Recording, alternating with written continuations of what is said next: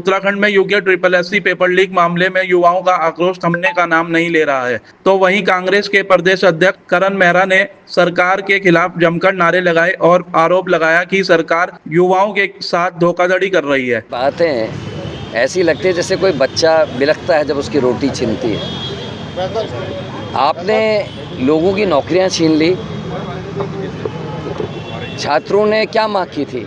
एक ऐसी व्यवस्था की जो ट्रांसपेरेंट हो, जिसमें मेहनत का छात्रों का हक ना छीना जाए। और 2021 में हम ये सब कुछ देख चुके और उस समय भी छात्रों के ऊपर लाठीचार्ज ही नहीं किया गया, 307 जैसी धाराएं लगाने की कोशिश की। वो धन्यवाद देते हैं हम कोर्ट का, जजेस का और हमारे जो अधिवक्ता हैं, विद्वान अधिवक्ता हैं, उन लोगों की मेहनत का परिणाम ये रहा कि छात्रों पर 307 के मुकदमे दर्ज नहीं हो। धामी जी को ये बताना चाहिए कि जिस हाकम सिंह को 13 महीने की जेल हुई, ऐसा क्या रहा कि हाकम सिंह का नाम दोबारा आ गया? आखिर वो इंस्टीट्यूट जहाँ से पेपर लीक हुआ, जिसको आप नकल कहते हैं, वो आप ही की पार्टी का एक कार्यकर्ता कैसे निकला?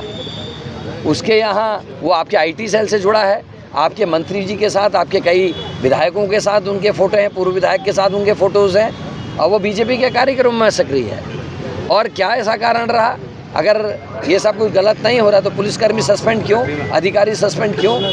आपका अधिकारी कहता है कि साहब ये नकल थी, आपके कुछ लोग कहते हैं कि ये पेपर लीक था, कोई कहता है घोटाला नहीं है, तो ये क्या है? और अगर विरोध करना राजनीति तो हम विरोध करेंगे। अगर छात्रों का भविष्य के लिए लड़ाई लड़ना अगर राजनीति है तो करण मेहरा और उसके साथी इस राजनीति को बखूबी और बहुत ताकत से करना चाहेंगे। हम चाहेंगे प्रदेश का नौजवान को जॉब्स मिलें और ऐसी व्यवस्था हो जिसमें नकल ना हो, ऐसी व्यवस्था हो जिसमें कोई हाकम सिंह दोबारा हिम्मत ना कर सके। क्यों नहीं बैठा दे? अगर हम कल को छोड़ देंगे आंदोलन करना, मुख्यमंत्री जी कह दे मैं CBI की जांच कराने के लिए तैयार हूँ हाईकोर्ट के जज के देखरेख में, कहाँ हमको क्या खुशी हो रही है सड़कों में बैठने में?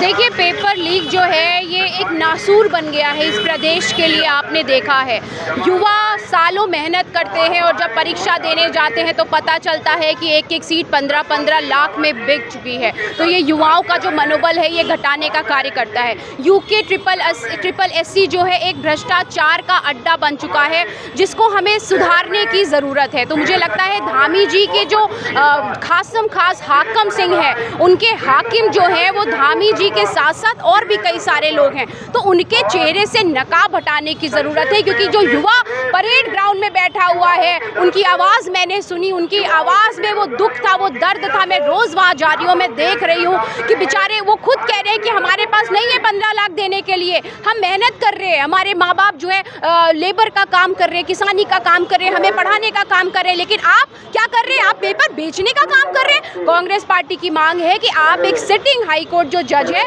उसके नेतृत्व में एक कमेटी गठित करिए और जांच करवाइए और तब तक हाकम सिंह जो है उसको बाहर निकालने का कार्य ना करिए। अगर पहले हाकम सिंह बाहर ना निकले होते मुझे लगता है, और कठोर कानून जो धामी जी कह रहे हैं कि मैंने बनवाया है उसके तहत उसके खिलाफ कार्रवाई हुई थी, तो आज प्रदेश के बच्चों का जो भविष्य है वो सुरक्षित रहता।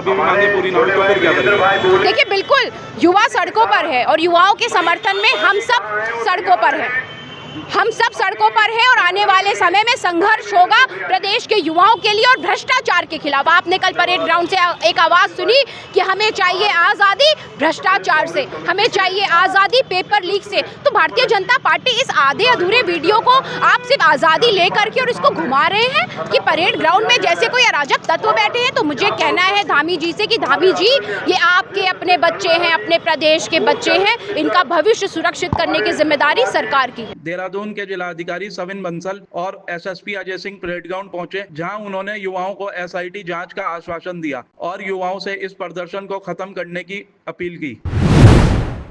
अभी प्रोटेस्ट हमारे छात्र छात्राएं कर रहे हैं, उनको यही समझाने का प्रयास किया है कि जो उनकी तरफ से इनपुट था, हमारी जांच एजेंसियों की तरफ से जो भी प्रिलिमिनरी इन्वेस्टिगेशन की गई थी उसमें ऑलरेडी जो ड्यू एक्शन था लॉ का वो लिया जा चुका है और आगे हमने सिर्फ उसी सेंटर तक कन्फाइन नहीं रखी जांच को, पूरे प्रदेश के हर एक सेंटर तक उस जांच को, उसका जो दायरा है वो बढ़ा दिया गया है। और जो हमारी SIT स्पेशल टीम गठित की गई है उनको सुपरवाइज करने के लिए as a confidence building measure के हमारा एक सेंस ऑफ फेयर प्ले दिखे, उसके लिए एक हमारे ऑनरेबल रिटायर्ड हाईकोर्ट जज को चेयरमैन भी नियुक्त किया गया है वो प्रत्येक जिले में जाकर पब्लिकली ओपन फोरम में सभी हमारे दलों से, छात्र संघों से, छात्र छात्राओं से इनपुट्स प्राप्त करेंगे।